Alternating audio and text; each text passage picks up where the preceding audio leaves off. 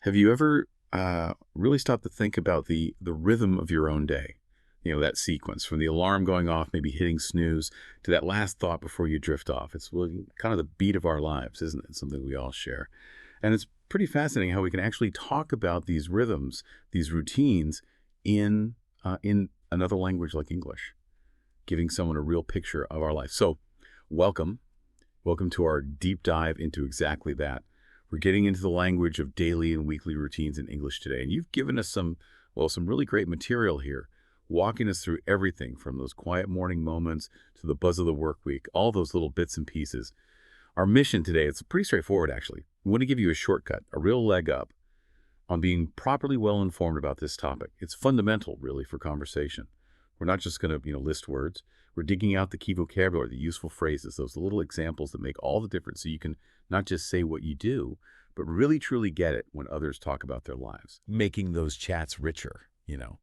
We're connected. Absolutely. And what's really great about the sources you've brought together here is they're not just like dry lists. You might expect that, but no, they actually paint this really vivid picture with real examples. You've got personal stories, typical things that happen at home, at work, during downtime, which for me brings up a big question right away.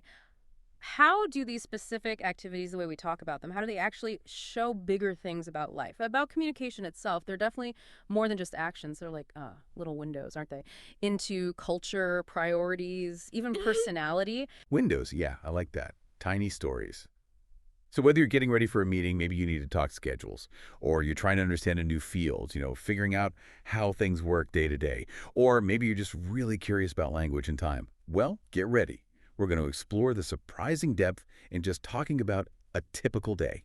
We'll make sure you get those aha moments. But, without feeling swamped, let's make it stick. The universal language of a day in the life. Okay, let's unpack this first bit. Yeah. The sources, they start by saying something really basic, but powerful. Talking about daily routines is one of the most common topics of conversation in any language. Now, I think that's huge. It tells you straight off, this isn't just grammar practice. It's like social glue, an easy way to connect. Exactly. It's common ground. Yeah. You don't need to ask super personal stuff right away. You can just chat about your commute or, how you make coffee or what you do in the evening. And boom, you're sharing a bit of your world, letting someone into your rhythm. Totally. And if you step back and look at the bigger picture, getting this vocabulary down isn't just about speaking. It's actually critical for listening comprehension. Think about it. When you're talking to an English speaker, they're probably going to mention their routines at some point. It's just natural. So you're going to want to be able to understand what they're saying, not just the words, but like the whole context. Right. Understanding the subtext almost. Exactly. Yeah. It's definitely a two-way street if you want to communicate well and, actually connect. These descriptions, they really do give you a window into someone's life, their culture, what they care about, even their mood sometimes. Knowing these phrases helps you follow along, pick up on the little things, and have a proper conversation. And the sources mention there's a whole host of vocabulary just for this. So it's not just basic verbs, it's richer than that. Yeah, understanding the when and the how someone talks about their day tells you so much. Precisely. It's the nuances. And that richness, that's what we're aiming to explore. Not just words, but how they fit together to paint that picture of a life. Day by day, we'll give you the tools to building blocks, essential daily routine vocabulary. Okay, so this is where it gets really practical. What I loved in the sources was this great list of the absolute must-know phrases. Think of them like your starter pack. The basics for describing almost any day. Yeah, it's the skeleton, really. And what's interesting is how these simple verbs, these phrases, they immediately set up a kind of timeline for the day, a narrative arc. Let's walk through some and pay attention to the grammar here. It's almost always the simple present tense because routines are things that happen regularly, habitually. Okay, simple present, like I do this, not I am doing this. Exactly. So you start with, I wake up. That's the first moment, right? Then maybe I turn off my alarm, a classic. After that, I get up, physically getting out of bed. Then you've got, I take a shower or I have a shower. Both are fine, totally interchangeable. Maybe have a shower sounds a little more, I don't know, relaxed, like have breakfast. Right, okay, take or have. Yeah. Then I get dressed, choosing clothes, and I comb my hair or I brush my hair, depending. Simple enough. Then food. I make breakfast. That's the preparation part. And then I eat breakfast or I have breakfast, using make for prep, eat or have for consuming, and of course I brush my teeth. Can't forget that. Definitely not. Then for lots of people, it's off to work. So I go to work, the journey. Then I start work at 9, maybe, pinpointing the time. Then maybe core tasks like I answer emails, a break midday, I eat lunch, or I have lunch. Yeah. Afternoon might be I work on my computer. And then you finish work at 5, let's say, end of the workday, the trip back, I go home, and then I arrive home. Okay, that covers the work part pretty well. Then the evening stuff kicks in. Maybe I feed the dog, household chores, I cook dinner, prep again. Then I eat dinner, or I have dinner. And finally, winding down, I watch TV or I read a book. Leading up to, I go to bed and hopefully I fall asleep. See, that whole sequence gives you a structure, a timeline you can just slot your own details into. Super useful. That's a brilliant breakdown. And emphasizing the simple present is key. Plus, those phrasal verbs you use, turn off, get up, they sound much more natural than, like, extinguish or rise. Oh, absolutely. Phrasal verbs are essential for sounding natural. You can really picture your own day using these. I wake up, I get dressed, I make breakfast. It's a universal kind of pattern. These aren't just phrases. They're the bones you hang your own story on. And it's not just about work, is it? The sources included school routines, too, which is crucial for, well, a lot of people. Exactly. And that shows how adaptable these basic structures are. Different life stages, different contexts, same core language. For students, it shifts a bit, but it's the same idea. Simple present, chronological order. I go to school, the journey. I have classes, scheduled learning. I eat lunch, midday break. I finish school at 3. End of the school day, I go home, return journey, and then I do my homework. Ah, good point. We do homework, not make it. Little things like that matter. They really do. Those verb choices, collocations, they make a big difference. So yeah, it gives you a solid framework for pretty much any structured day. Whether you're a student, working, running a home, it just works. Middle 3, a deeper dive. Daily activities at home. Okay, let's really zero in on some of the specifics from the sources now, because they give us these lovely little glimpses, like the morning routine starts simple. I wake up at 7 a.m. every morning. Clear, precise. But then, this incredibly relatable detail. I press the snooze button 5 times every morning before I turn off the alarm and get up. I mean, who hasn't felt that struggle? That tiny detail says so much. It absolutely does. And that's what makes it interesting, right? That little human touch. It stops being just a list and becomes, well, a story, a relatable moment. And it shows the power of adding details, using adverbs of frequency like every morning, or specific numbers like 5 times, or mentioning specific habits like, I usually read the newspaper while I have breakfast. It adds texture, personality, makes it vivid. Exactly. And the sources even showed contrast within a household. My children like to have a shower after, but I like to have a shower before. That tells you something about individual preferences, even in a small way. Right. It's not just the what, but the how and when relative to others, perhaps. And you mentioned the take a shower versus have a shower thing earlier. There's a big difference. Not really a big difference in meaning. Both are totally fine, but have often pairs with activities. Have breakfast, have a chat, have a shower, can feel slightly more active, maybe take a break, take a call, take a shower. It's subtle, but using them naturally just, polishes your English. Okay, good to know. And the hair thing, too. Comb for short hair, brush for long hair. Little specific verbs make it clear. Precision, yeah. And then the essentials are covered, too. Brush your teeth, obviously important. And some women like to put makeup on, acknowledging common but not universal steps. Are there other common morning phrases people use, like beyond just getting dressed? Oh, sure. People might say they need to freshen up or just get ready. Culturally, mornings vary hugely, too. Some people grab coffee on the go very quick. Others have a proper sit-down, leisurely family meal.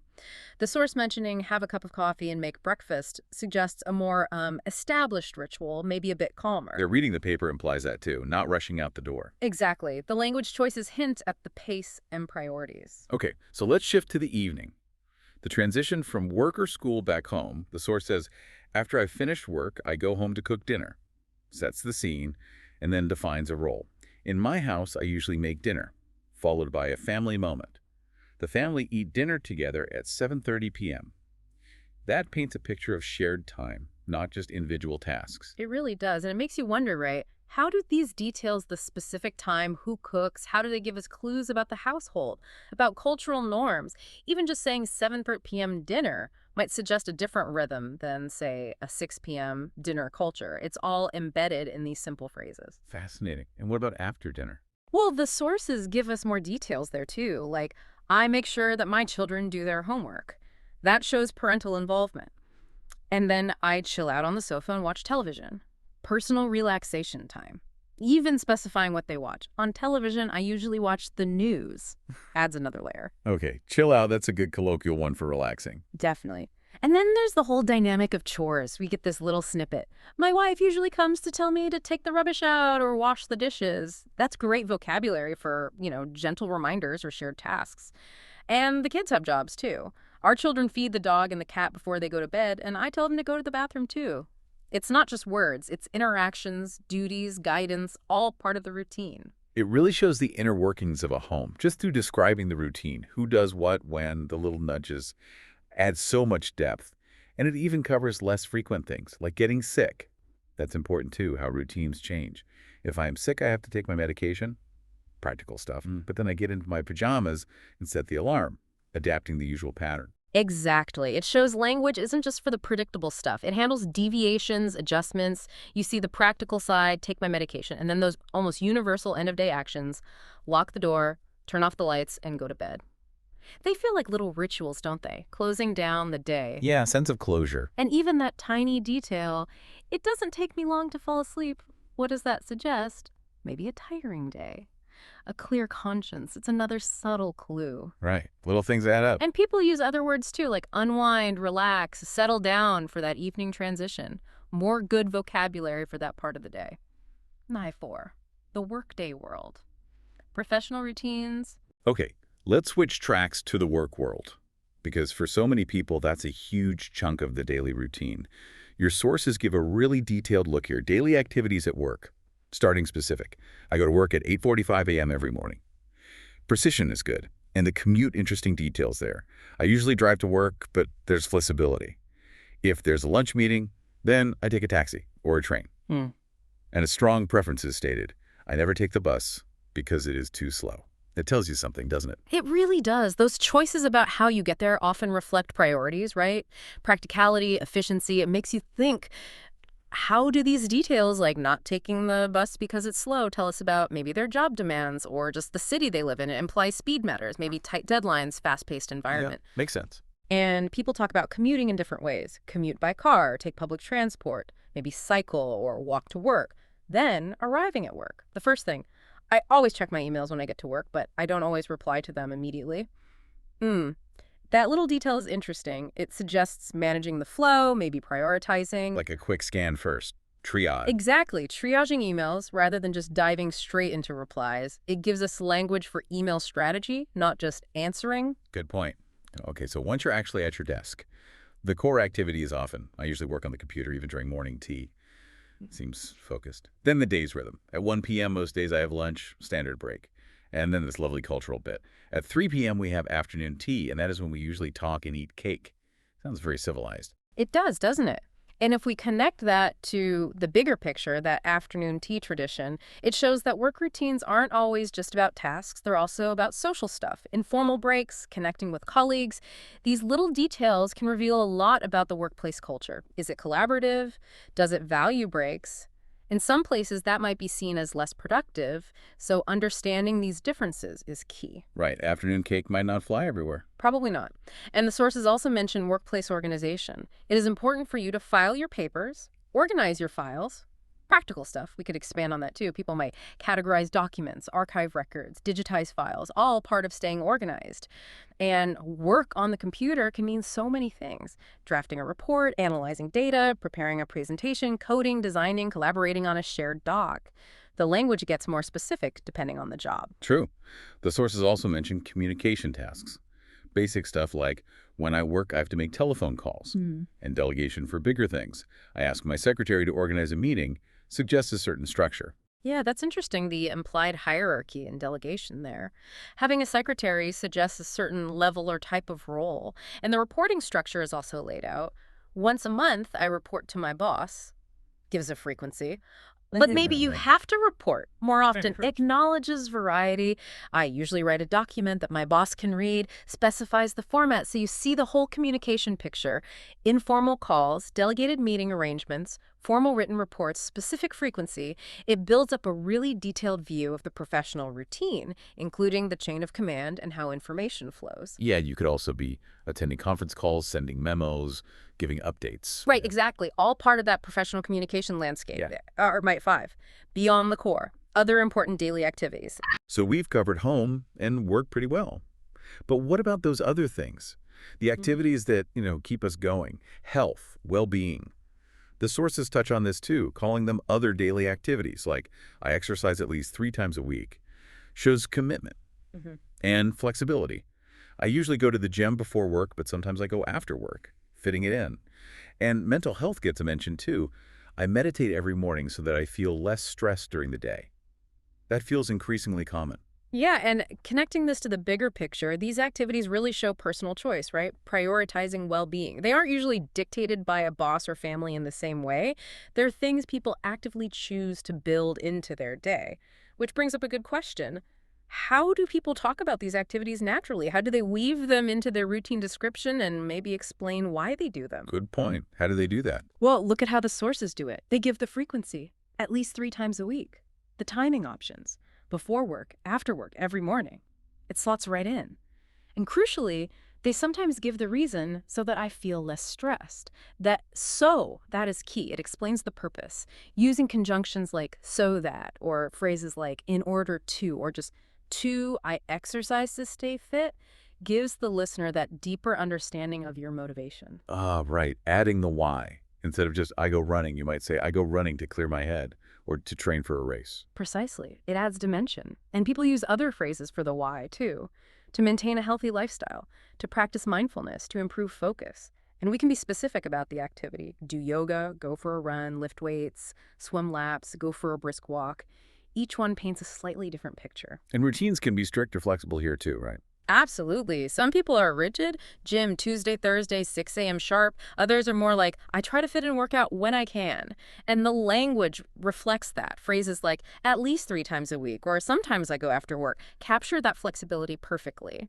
It's about making the description match the reality of how integrated or adaptable these activities are in your life, personalizing it. Marriage 6. The weekly cycle, habits, chores, and social lives. Okay, so let's zoom out a bit from the daily grind to the weekly pattern, because life operates on that cycle too. Recurring habits, chores that don't happen every single day. The sources give good examples. I go grocery shopping once a week at the local supermarket. That's a classic weekly errand for many. And this one about shared work. My family does the housework together every Saturday morning. That immediately suggests teamwork, right? A collective thing. It really does. And that together is powerful. It shows routines aren't always solo acts. They can be shared experiences, building connection, maybe teaching responsibility. Of course, it varies. Some families might divide up the chores or have a rota or just pitch in. The language reveals those different household dynamics. Pitch in. Yeah, that's a good one. And we get specifics on other weekly chores too. Laundry. I usually do the washing on Sunday morning. Timing. And when the machine is finished, I hang the clothes out to dry. The whole process. You could add folding and putting away to complete the picture. Beyond groceries, people might run errands, pay bills weekly or monthly, do a big clean, maybe mow the lawn if they have one, all part of that weekly rhythm. And weekly routines aren't just chores, are they? They make space for community, social life, personal stuff. Like on Sunday morning, we go to church. A regular spiritual or community activity. Or the social side. On Saturday night, my parents stay at home and I go out with friends. Captures that weekend freedom, maybe for younger people or just anyone socializing, and keeping family ties. Even my friends that live at home call their parents each week. That's a nice touch about staying connected. It is, and connecting that to the bigger picture, you see the balance, don't you? Individual freedom going out versus family or community commitments, church, calling parents. It shows the negotiation that happens in structuring our weeks. The sources also have really specific personal things like, every evening I water the garden.